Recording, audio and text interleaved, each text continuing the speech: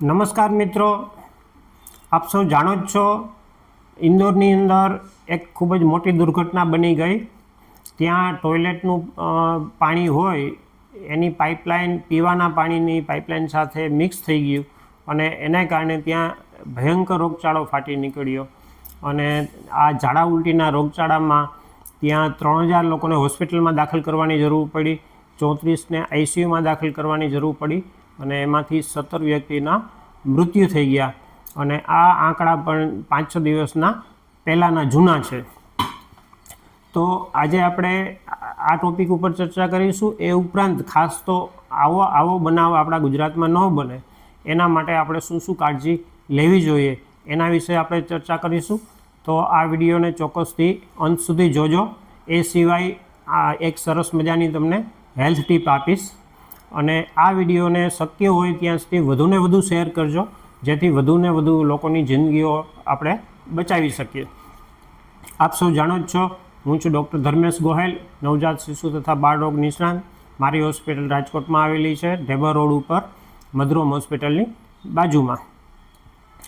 તો ઇન્દોરની અંદર ઝાડા ઉલટીનો રોગચાળો જે ફાટી નીકળ્યો, તો હવે આપણને પ્રશ્નો એ થાય કે આ દૂષિત પાણી હોય તો એના કારણે તો બીજા કયા રોગ થઈ શકે દૂષિત પાણીના કારણે? તો ઘણા બધા રોગ થઈ શકે દૂષિત પાણીના કારણે। ઝાડા ઉલટી થઈ શકે, કોલેરા થઈ શકે, જીઆરડીએસિસ થઈ શકે, મરડો એટલે કે ડિસેન્ટ્રી થઈ શકે। મરડાના પણ પાછા 2 પ્રકાર હોય, અમીબિક ડિસેન્ટ્રી અને બેસિલરી ડિસેન્ટ્રી। તો આ બંને પ્રકારનો મરડા જે છે એ દૂષિત પાણીથી થઈ શકે।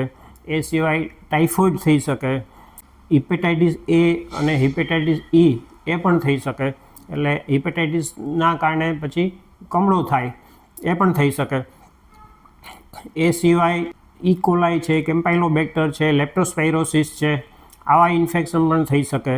અમુક પેરેસાઇટનું ઇન્ફેક્શન થઈ શકે, ક્રિપ્ટોસ્પોરિયોડોસિસ અને સાયક્લોસ્પોરિયાસિસ જેવા પેરેસાઇટનું પણ ઇન્ફેક્શન થઈ શકે। હવે આ ઝાડા ઉલટીમાં કયા લક્ષણો જોવા મળી શકે, એમના સિમ્ટમ્સ શું હોય? તો ઝાડા ઉલટીમાં ઝાડા હોય, ઉલટી હોય, પેટનો દુખાવો હોય, અમુક વ્યક્તિને મરડો હોય તો ઝાડાની અંદર લોહી પડે। એ સિવાય ઝાડા ઉલટીના કારણે આપણા શરીરની અંદર પાણી ઓછું થઈ જાય અને ઝાડા ઉલટીમાં જે કોઈ પણ કોમ્પ્લિકેશન્સ થતા હોય અથવા તો મૃત્યુ થતું હોય એ આપણા શરીરની અંદર પાણી અને ઇલેક્ટ્રોલાઇટ્સ એ ઓછા થઈ જાય એના કારણે જ થતું હોય છે। અને આ પાણી ઓછું થવાનું જે છે એ બાળકોની અંદર શક્યતા વધુ હોય, કારણ કે બાળકોની અંદર પાણીનું પ્રમાણ ઓછું હોય અને બાળકોના જે ઝાડા થતા હોય એ ઓલમોસ્ટ મોટી ઉંમરની વ્યક્તિઓ જેટલા જ પ્રમાણમાં ઝાડા થતા હોય અને એની અંદર શરીરની અંદર પાણી ઓછું હોય એના કારણે બાળકોની અંદર પાણી ઓછું થઈ જવાની સંભાવના બહુ જ વધુ હોય છે। એના કારણે જો બાળકોમાં ઝાડા ઉલટી થાય તો તાત્કાલિક બાળકોના ડૉક્ટર પાસે જવું જોઈએ। હવે શરીરની અંદરથી પાણી ઓછું થાય તો આપને કેમ ખબર પડે, એના લક્ષણો શું હોય? તો શરીરની અંદર પાણી ઓછું થાય તો આપણને તરસ વધુ લાગે, આપણું મોઢું છે, જીભ છે, ગળું છે, એ બધું સુકાય, આપણી આંખ જે છે એની અંદર આંસુ ઓછા આવે અને આંખો છે એ સાવ ઊંડી ઉતરી જાય। નાનું બાળક હોય 1.5 વર્ષથી નીચેનું તો એનું માથેનું જે તાળવું હોય એ બેસી જાય।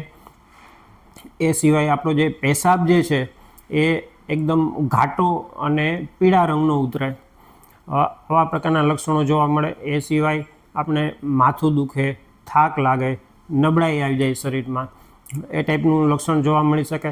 નાનું બાળક હોય તો એ વધુ પ્રમાણમાં રડવા માંડે। એટલે આ પ્રકારના લક્ષણો શરીરમાંથી પાણી ઓછું થઈ જાય તો જોવા મળતા હોય છે। જો શરીરની અંદર વધુ પ્રમાણમાં પાણી ઓછું થઈ જાય એટલે કે પાણી સાવ ખલાસ થઈ જાય તો કયા લક્ષણો જોવા મળે? તો આવા કિસ્સામાં આપણું જે યુરિન જે છે પેશાબ એ સાવ બંધ થઈ જાય। જો આપણે 8 કલાકથી વધુ સમયથી જો આપણે પેશાબ ન થાય તો એનો મતલબ એમ થાય કે આપણા શરીરમાં બહુ વધુ પ્રમાણમાં પાણી ઓછું થઈ ગયું છે। આપણી આંખો જે છે એ સાવ ઊંડી ઉતરી જાય, આપણું બ્લડ પ્રેશર ઘટી જાય, આપણો હાર્ટ રેટ જે છે એ વધી જાય, આપણો શ્વાસ જે છે એ આપણે સ્પીડમાં લેવા માંડીએ. જો કોઈ બાળક હોય એના વધુ પ્રમાણમાં પાણી ઓછું થઈ જાય તો બાળકને આપણે પાણી આપીએ તો એ પણ પાણી પણ ન લે, બાળક સાવ ઘેનમાં હોય એવું લાગે, સાવ પાણી ઓછું થઈ જાય તો બાળક અથવા કોઈ પણ મોટી ઉંમરની વ્યક્તિ સાવ બેભાન પણ થઈ શકે. પાણી ઓછું થઈ જાય શરીરમાં એ ખૂબ જ ગંભીર લક્ષણ છે અને કોઈ પણ બાળક અથવા કોઈ પણ વ્યક્તિમાં પાણી ઓછું થઈ જાય એવા લક્ષણો જોવા મળે તો તાત્કાલિક એમને હોસ્પિટલ લઈ જવા જોઈએ. હવે ઝાડા ઉલટીમાં આપણે ઘરે પ્રાથમિક સારવાર શું આપી શકીએ? તો હમણાં જ આપણે વાત કરી કે ઝાડા ઉલટીમાં જે કંઈ પણ પ્રોબ્લેમ થતા હોય એ શરીરમાંથી પાણી અને ઇલેક્ટ્રોલાઇટ્સ ઓછા થઈ જાય એના કારણે થતા હોય. એટલે જો કોઈ વ્યક્તિ અથવા બાળકને ઝાડા ઉલટી હોય તો પ્રાથમિક સારવારમાં આપણે એમને ઘરે ORS આપી શકીએ. અને જો કોઈ વ્યક્તિને ઝાડા અને ઉલટી આ બંને એકસાથે હોય તો આવા વ્યક્તિ અથવા બાળકમાં પાણી ઓછું થઈ જવાની સંભાવના વધુ હોય, કારણ કે ઝાડા અને ઉલટીમાં તો પાણી અને ઇલેક્ટ્રોલાઇટ્સ નીકળી જ જતા હોય અને સાથે સાથે ઉલટી હોય એટલે એના કારણે કોઈ પણ પ્રવાહી લઈ ન શકે, ORS ન લઈ શકે અને એના કારણે એવી વ્યક્તિમાં પાણી ઓછું થઈ જવાની સંભાવના ખૂબ જ ઊંચી હોય છે. એટલે ઝાડા અને ઉલટી બંને એકસાથે જોવા મળે તો પણ તાત્કાલિક હોસ્પિટલે લઈ જવો જોઈએ.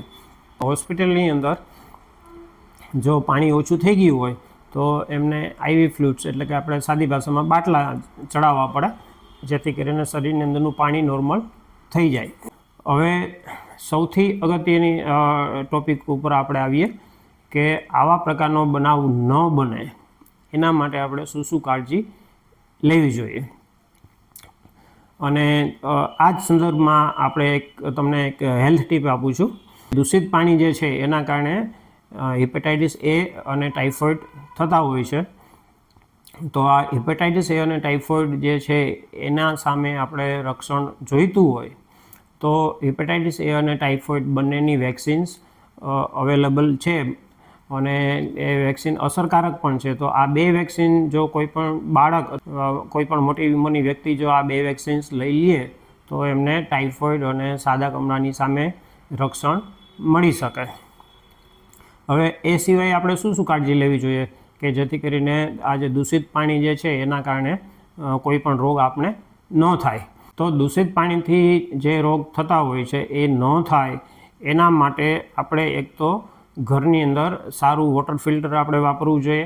એમાં તમે RO ફિલ્ટર પણ વાપરી શકો અને UV અલ્ટ્રાવાયોલેટ ફિલ્ટર આવતા હોય છે એ પ્રમાણમાં સસ્તા હોય છે, એ પણ આપણે ઘરે યુઝ કરી શકીએ. અને ઇનકેસ જો આપણા ઘરમાં ફિલ્ટર અવેલેબલ ન હોય તો આપણે પાણીને ઉકાળવાનું અને પાણી એકવાર ઉકળવાનું ચાલુ થઈ જાય પછી એને આપણે 4-5 મિનિટ સુધી એને ઉકળવા દેવાનું.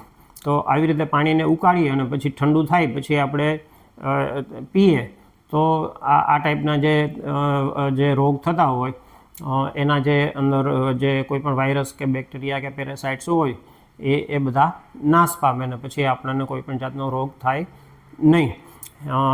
જેવી રીતે આપણે પાણીને ઉકાળીને પીએ એવી જ રીતે દૂધને પણ કમસે કમ 5 મિનિટ સુધી ઉકાળીને જ આપણે પીવું જોઈએ. એ સિવાય આપણે ક્લોરીનની ટેબ્લેટ પણ વાપરી શકીએ. ક્લોરીન ટેબ્લેટ જનરલી 2 પ્રકારની આવતી હોય. એક જે નાની ટેબ્લેટ આવે જે 1 લિટર પાણી હોય એની અંદર આપણે 1 ટેબ્લેટ નાખીએ તો એ પાણી શુદ્ધ થઈ જાય. એવી જ રીતે 20 લિટર માટેની પણ ટેબ્લેટ આવતી હોય છે. એ સિવાય આપણે જે બહારનો ખોરાક હોય છે એ આપણે એવોઇડ કરવો જોઈએ. ખોરાકને આપણે ઢાંકીને રાખવો જોઈએ, એની ઉપર માખી કે ન બેસે એનું આપણે ધ્યાન રાખવું જોઈએ. અને બહારનો કોઈ ખુલ્લો કે વાસી જે ખોરાક તો એ ખોરાક આપણે ખાવાનું ટાળવું જોઈએ. એ સિવાય આપણે થોડી ચોખ્ખાઈનું ધ્યાન રાખવું જોઈએ કે ટોયલેટ ગયા પછી આપણે હાથ ધોવાના, જમતા પહેલાં હાથ ધોવાના, આપણા નખ જે છે એ કાપેલા રાખવાના. એટલે આ ટાઈપની આપણે ચોખ્ખાઈ થોડીક રાખીએ તો આ ટાઈપના જે રોગચાળો છે એનાથી આપણે બચી શકીએ.